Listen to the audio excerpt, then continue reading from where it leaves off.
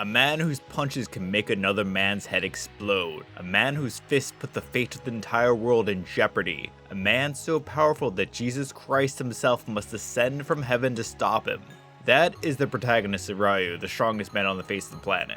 It's an absolutely extreme manga that goes to ridiculous lengths where you're not sure where it will end up. The absurdity of the action pacing likely coming from an odd place as the original pitch, it was written more as a gag manga. That was until his editor reined him in, explaining to him to keep it serious and esoteric. This creates an interesting flow of a more gag manga concept, i.e. One Punch Man, but played completely straight with no questioning of the humor or ridiculousness. Layered on top of this is a heavy wash of religious iconography, which likely carries less symbolic weight, functioning more as an aesthetic window dressing than theological statements. Still though, this gives a lot of the pages prog rock cover aesthetic, meaning a more grand, apocalyptic, surreal look. This is rather fitting as the world is filled with supernatural, as martial arts coexist with espers, powers such as precognition, telepathy, and even necromancy. Those kind of powers amplifying the already monstrous karate into something godlike. But before we get more into breakdown, let's go over the story. As I said before, the story centers around Ryu, who is the strongest man in the world. His power is so overwhelming that nearly every government wants him dead. It doesn't matter though, his karate surpasses any weapon ever created. He can kill any man in 0.2 seconds. Ryu despises this power, he doesn't want to be a murderer. At his master's advice, he withdraws from the world and dons a special helmet designed to seal his strength, hiding away in a concealed basement room while his sister secretly brings him food. To the outside world, the man whose fist that eclipses all weapons has disappeared, likely presumed dead. He is deeply traumatized from the last time he took a life, terrified that if he continues fighting, he will become something inhuman, a demon. His sister brings him to a machine their father built long ago. Their father, who possessed precognitive abilities, had the machine built as a safeguard to contain Ryu and his karate. But quickly, the piece shatters as the wife of the man Ryu killed tracks him down. For 5 years, she has trained solely for revenge, and she has not come alone. With her, Ryu's former master Dokyo, who is now seeking his death also, after receiving divine revelation of, if Ryu is left alive, eternal peace will never come to this world.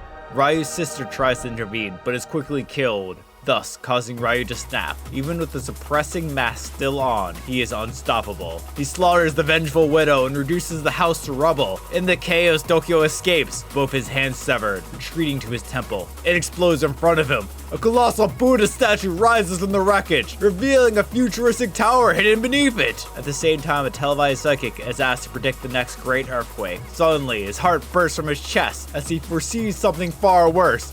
The world will end in 3 months. Inside the tower, the master is granted new hands and swears to defeat Ryu. The tower itself warns him that victory is impossible at his current strength, but within its chambers, his mental powers amplified tense. No, the hundreds of times over. There he gains the ability to seal Ryu's power.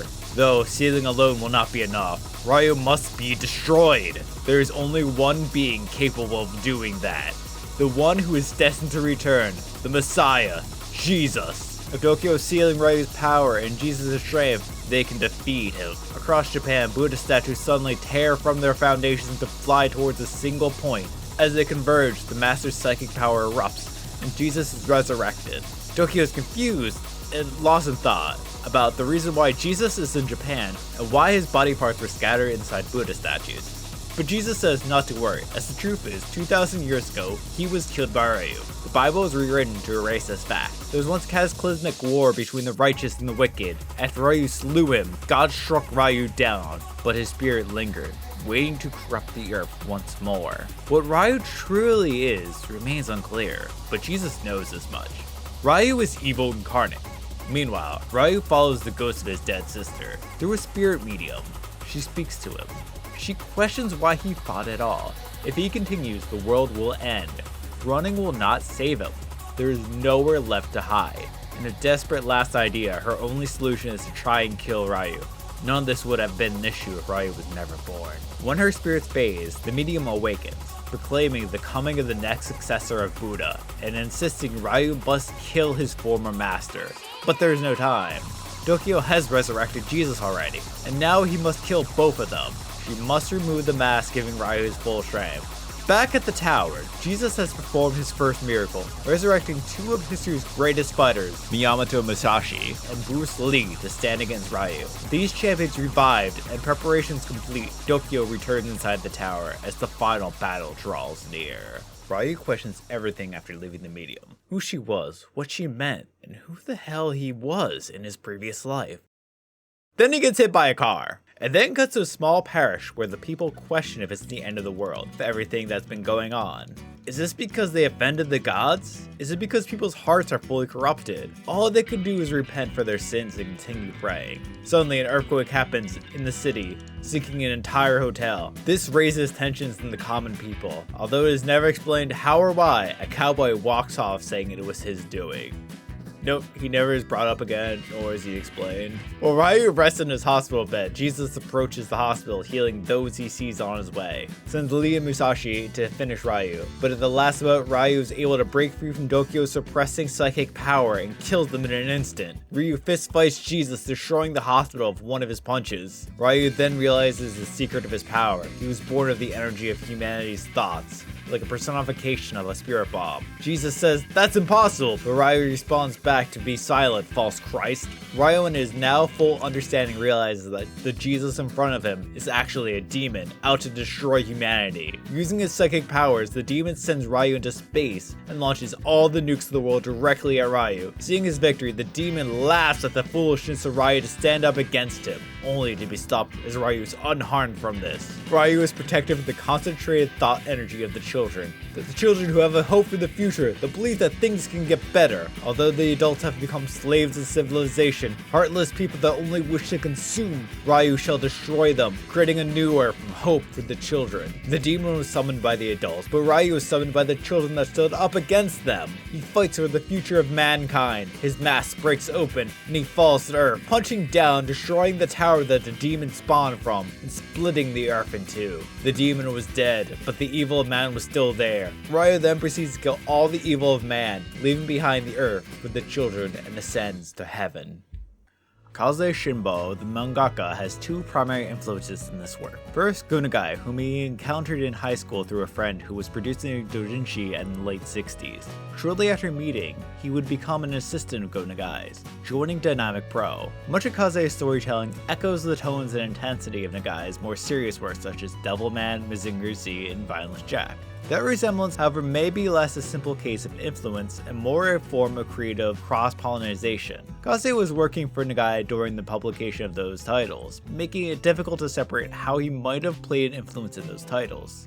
This is not to suggest that Nagai would not have developed in that direction independently. There are clear indications of these evolutions prior to Kaze's time at Dynamic Pro. The influence extends even to Kaze's gag manga roots, the genre in which he first found publication. Much of the initial time at Dynamic Pro is working on gag manga such as Kikakai-kon and Gaikon Takutsu Otoko. The second major influence is the French cartoonist Philippe Juliette, particularly in his series Low and Slow. A copy of Droulette's work ended up in the Dynamic Pro office in 1974, and Kaze was immediately captivated by its art, color, and overwhelming visual style, even though he could not read any of the text. The impact is visible when you compare their pages. Like Droulette, Kaze constructs layouts in which massive iconographic form dominate the composition, dwarfing the characters and allowing text to wrap around the monumental imagery. Dialogue is often sparse, if not absent altogether, with the artwork carrying the narrative weight. Action sequences frequently culminate in a single explosive panel, where violence and scale overwhelm the reader in one concentrated visual burst.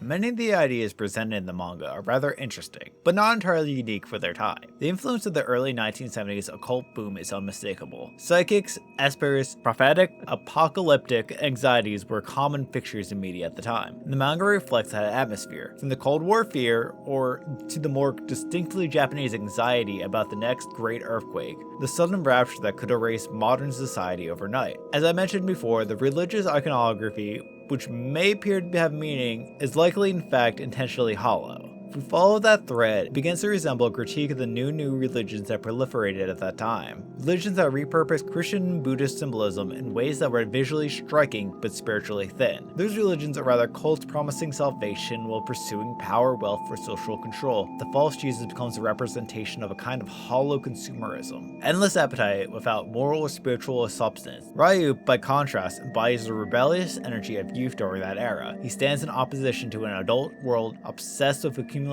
and authority. The argument may be that a generation singularly focused on wealth and dominance is not advancing humanity, but rather exhausting it. Ryu being the collective psychic energy, using the symbolic rebelliousness of children in that era, the future belongs not to the elite, but to potential of humanity, led by the youth. If humanity is to survive, it must shed those parasites, and allow something new to emerge. Whatever political or religious statements the manga may or may not be making, that is not ultimately why I will never forget it. It is unforgettable because of its momentum. Each chapter escalates further than the last, spiraling towards the only logical conclusion such insanity can reach: the world splitting in half. Every page is crammed with wild twists and staggeringly beautiful art. Even years later, the image of Jesus rising from Buddha statues to engage Ryu in a fistfight remains burned into my memory. Few manga can sustain a level of insanity with visual conviction, without going overboard into comedy, collapsing into itself with too much shark jumping. It is a wild ride that you can never forget, and holds up on multiple readings. At only 2 volumes, it can easily be read in a single reading. Since I got a bit too summary slump, I'll leave you with a couple recommendations to also read, such as Babel 2, Shoten Doji, and the non-manga mentioned before, Loans Alone. Whether you read Ryu or any of those others mentioned, remember to enjoy the insanity of life.